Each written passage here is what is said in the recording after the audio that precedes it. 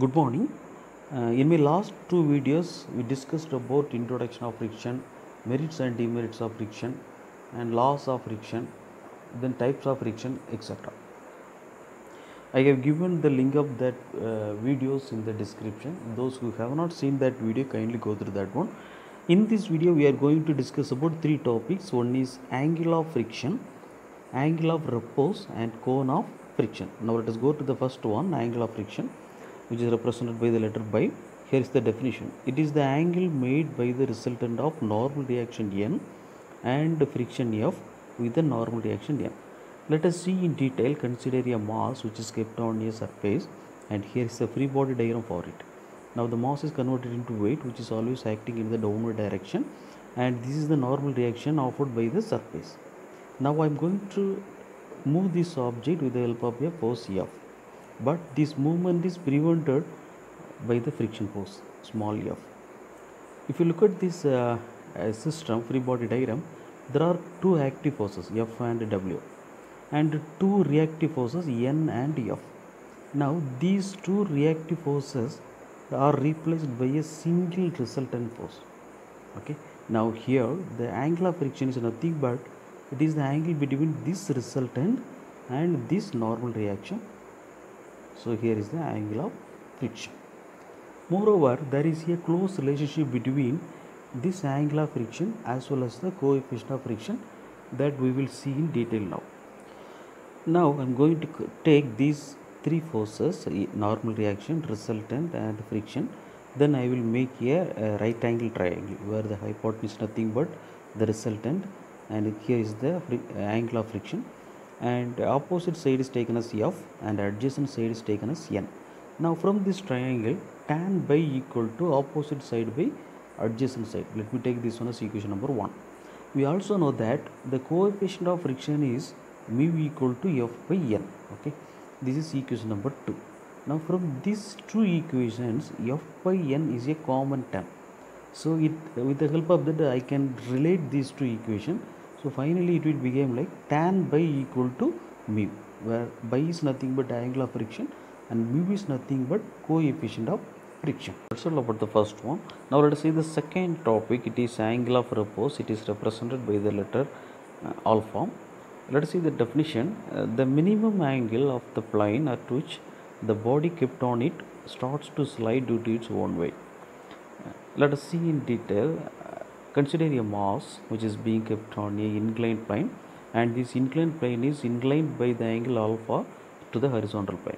Now I am going to increase this angle by 1 degree, 2 degree, etc., etc., so that at particular angle this mass will slide by its own weight.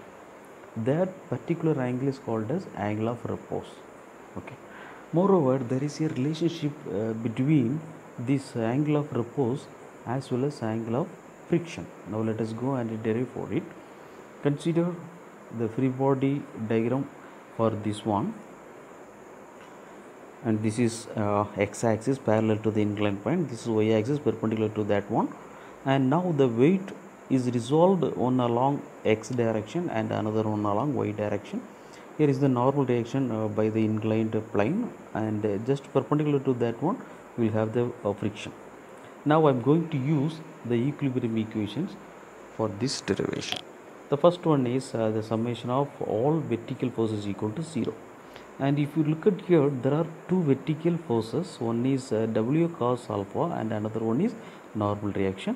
But W cos alpha is acting downward direction, whereas this N is acting in the upward direction. So this equation now will become like N equal to W cos alpha. But we know that friction can also be written like mu into N, and now I am going to substitute this W cos alpha in the place of N. So now it will become like this. Now my next equilibrium equation is summation of all horizontal forces now equal to 0. If you look at this free body diagram, there are two horizontal forces. One is the friction force which is acting in the upward direction, and another one is this W sin alpha which is acting in the downward direction. Now F equal to W sin alpha. Now in the place of F, substitute this one mu W cos alpha. Okay, so it will become like this. Now W is common in both sides, so you just cancel it. Finally, if you rearrange this equation, you will get the answer as tan alpha. But we know that mu can also be written as tan by from the previous derivation. Now this equation now will become like tan by equal to tan alpha. If you cancel the tan on both the sides, then by equal to alpha, which is nothing but angle of friction equal to angle of repose. So this is what here also it is written. So that's all about the second topic. Now the next topic is cone of friction, and here is the again I am going to take the same free body diagram. I know that there is a close relationship between this applied force as well as this resultant R. Now I am going to rotate this force by 360 degree in horizontal direction. That means with respect to the vertical axis, I am going to rotate this force F by 360.